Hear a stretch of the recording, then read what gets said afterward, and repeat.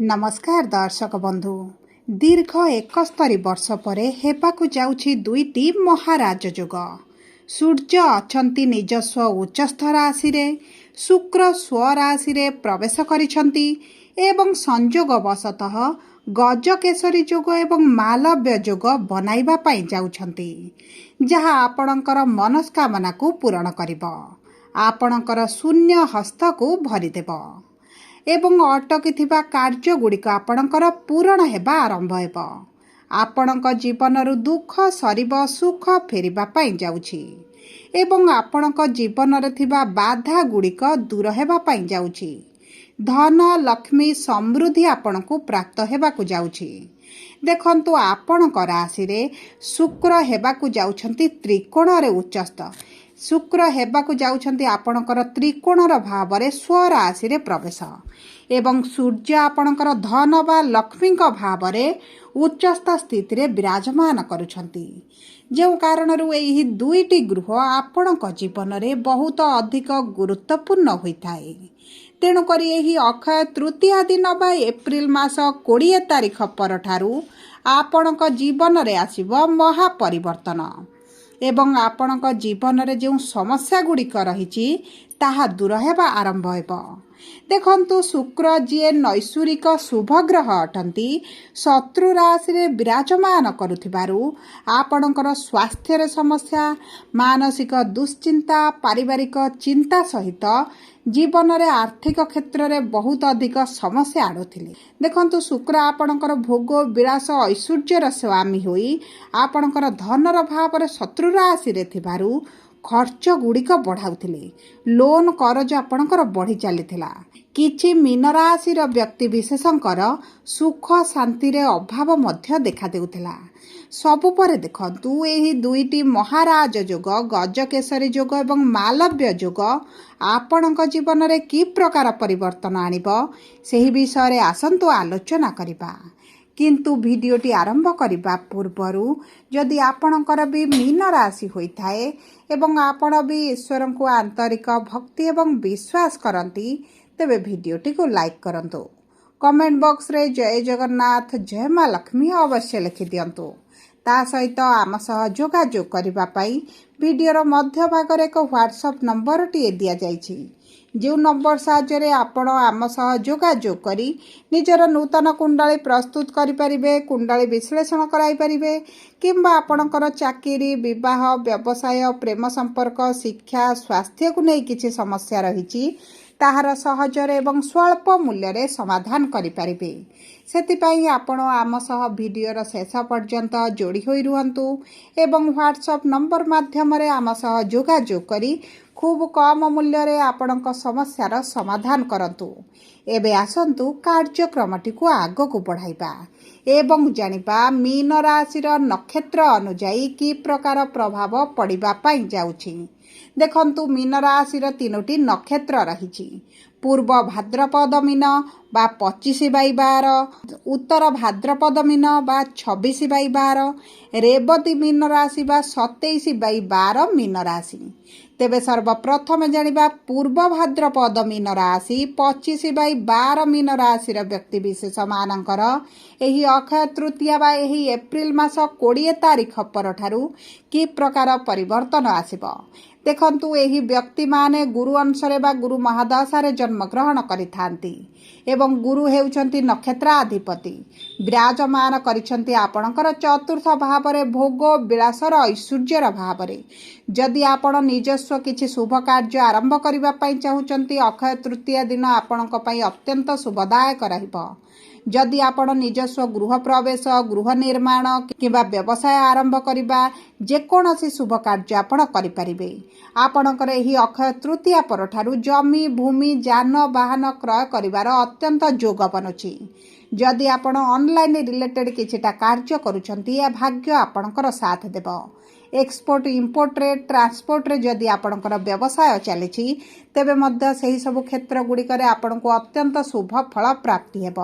ସୂର୍ଯ୍ୟ ଧନର ଭାବରେ ଉଚ୍ଚସ୍ଥ ସ୍ଥିତିରେ ବିରାଜମାନ କରିଥିବାରୁ ଆପଣଙ୍କର ଆର୍ଥିକ ସ୍ଥିତିରେ ପରିବର୍ତ୍ତନ ଆସିବ। आर्थिक क्षेत्र मजबूत हेब। किछिटा आपनकु सरकारी सहायता प्राप्त होई पारे, किछिटा अचानक धन लाभ होई पारे, किंबा आपनक बकेया अर्थ आपनकु प्राप्त होई जिवो। देखंतु देवगुरु बृहस्पतिंकर 3टी दृष्टि रही थाए। पंचम दृष्टि, सप्तम दृष्टि एवं नवम दृष्टि। गुरुंकर पंचम दृष्टि आपणकर अष्टम भाव को थिबारु जो विद्यार्थी माने उच्च शिक्षा करिबा पाई चाहुथिले सेमानंक पाई बहुत भल समय रही, बहुत भल सुजोग मान मध्य प्राप्त हेबो। कर्म क्षेत्र को गुरुंकर उच्चस्थ सप्तम दृष्टि रहुथिबारु कर्म क्षेत्र रे मान सम्मान वृद्धि हेबा सहित दरमारे वृद्धि होई पारे, पदोन्नति होई पारे, किंबा आपणकर कोनोसी ना कोनोसी पोस्ट रे परिवर्तन देखि पारंती। नूतन चाकरी रो संधान रे रहिथिले नूतन चाकरी आपनको प्राप्त होई जिवो। जदि सरकारी चाकरी पाई चेष्टा करूचंती तेबे अत्यंत शुभदायक रहिछि। जो व्यक्ति माने विदेश रे रहिचंती, विदेश गस्त करिबा पाई चाहुचंती सेमानको मध्य अत्यंत शुभ फल प्राप्ति हेबो। मां को सहित संबंध मधुर हेबो।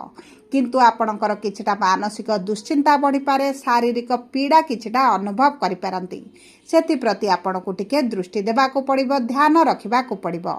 एबे आसंतु जानिबा उत्तर भाद्रपद मीन राशि बा 26/12 मीन राशि व्यक्ति विशेष मानकर शनि अंशरे बा शनि महादशारे जन्म ग्रहण करिथांती एवं शनि हेउछंती आपणकर नक्षत्राधिपति विराजमान करिसंती आपणकर राशि रे। शनि 7.5 द्वितीय चरण आपणकर चलिछि। शनिंकर सप्तम दृष्टि विवाहर भाव को थिबा कारणरू आपणक वैवाहिक जीवन रे असंतुष्ट, वैवाहिक जीवन रे मनमालिन मतभेद देउ रहिछि ताहा आपणकर दूर होइजिवो। विवाह पाई अति प्रबल जोग बनुछि। जदि विवाह रे बाधा विघ्न समस्या आसुथिला ताहा दूर होइजिवो। एवं ता सहित शुक्रंकर सप्तम दृष्टि थिबा कारणरू आपणकर भाग्य आपणक साथ देबो। जदि आपण प्रेम संपर्क रे अछंती, प्रेम विवाह करिबा पाई चाहुचंती आपणक पाई उत्तम समय रहिछि। एवं आपणकर जदि किछिटा कोर्ट कचेरी केस चलिथिला एवं आपण सेतिरे मिथ्या अभियोग रे फसी जाइथिले सेतुरु मध्य आपण बाहर को आसीबे। जमी जमा जागा बाड़ी को नै जदि आपणकर किछि समस्या रहिछि ताहा मध्य दूर होइजिवो।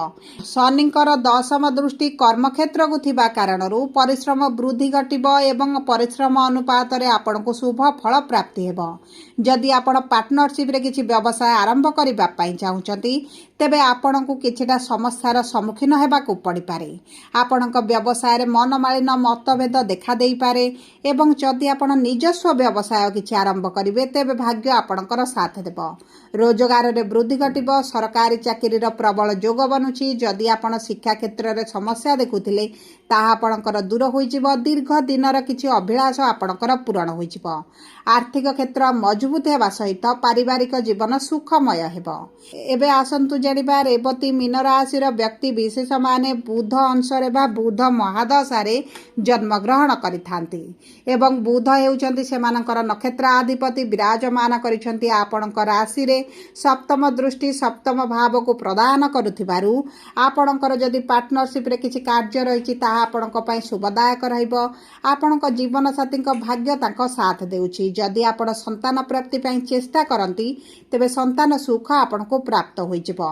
एवं ता सहित जदि आपणकर संतानक क्यारियर को नै किछिटा भविष्यत को नै चिंताग्रस्त अछंती तेबे चिंतार कोनोसी आवश्यकता नै। संतानक भाग्य तांको साथ देउछि। एवं जदि आपणकर किछि पार्टनरशिप रे कार्य रहिछि, दैनंदिन रोजगार रहिछि तेबे सेथिरे आपण बढ़ोती देखिबे। किंतु आपणकर किछि अचानक पादरे गोड़रे किछि आघात लागि पारे, सेति प्रति ध्यान देबे। किंबा आपणकर मुंडरे किछि व्यथा होई पारे, शारीरिक व्यथा मध्य अनुभव करि पारंती। खाद्य पानीय रे विशेष भाबरे ध्यान देबाकू पड़िबो।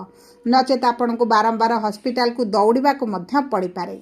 ता सहित जदि आपण किछिटा दूर यात्रा करिबा पई चाहुतिले, तीर्थ यात्रा करिबा पई चाहुतिले तेबे आपणक पई मंगलदायक रहिछि। जदि आपणकर अर्थ किछि सरकारक स्तर रे फसी रहितला ताहा आपणको प्राप्त होइजिवो। आपणक पितांक सहित संबंध मधुर रहिबो। पितांक सहाय्य सहयोग प्राप्त करिवे। उच्च स्तरीय लोकंक सहित जोगाजोग वृद्धि हेबो एवं सेमानक सहाय्य रे मध्य आपणको किछिटा कर्म क्षेत्र रे सफलता प्राप्ति हेबो।